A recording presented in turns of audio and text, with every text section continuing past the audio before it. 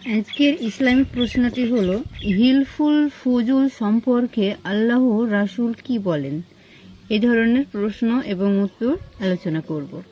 ভিডিওটি ভালো লেগে থাকলে চ্যানেলটিকে সাবস্ক্রাইব করে পাশে থাকবেন সবাই। তো যাই হোক, শুরু করছি। 1 নম্বর প্রশ্ন হচ্ছে, ফুজ্জার যুদ্ধের নিহতের সংখ্যা কত ছিল?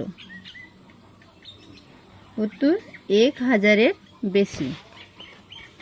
2 নম্বর প্রশ্ন, আহত ও ক্ষতিগ্রস্তের সংখ্যা কত ছিল? উত্তর 1000-এর বেশি। 3 নম্বর প্রশ্ন, আরবের বিখ্যাত ব্যক্তিগণ কার ঘরে বসে নতুন অঙ্গীকারনামা তৈরি করেন? উত্তর আব্দুল্লাহ বিন জুদআন।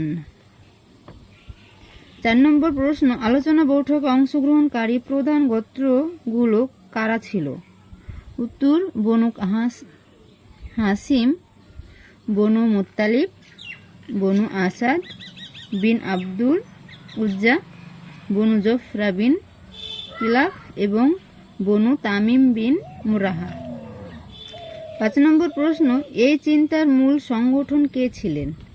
উত্তর রাসূলের চাচা জুবাইর বিন আব্দুল মুত্তালিব। 6 নম্বর প্রশ্ন, এই নবগঠিত সংগঠনের নাম কি ছিল? উত্তর হিলফুল ফুজুল।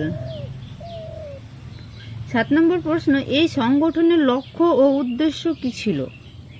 উত্তর 1 নম্বর দেশ থেকে সকল অশান্তি দূর করা, 2 নম্বর বিদেশি লোকদের ধন প্রাণ মান রক্ষার আপ্রাণ চেষ্টা করা, 3 নম্বর দরিদ্র দুর্বল ও অসহায় লোকদের সহায়তা করা, 4 নম্বর সবলের অত্যাচার থেকে দুর্বলকে সহায়তা করা, 5 নম্বর সমাজের ন্যায় প্রতিষ্ঠা করা। 8 নম্বর প্রশ্ন, এই সংগঠনে রাসূলের ভূমিকা কি ছিল? উত্তর রাসূল এই সংগঠনের একজন সক্রিয় সদস্য ছিলেন। 10 নম্বর প্রশ্ন, হিলফুল ফুজুল সম্পর্কে আল্লাহ রাসূল কি বলেন?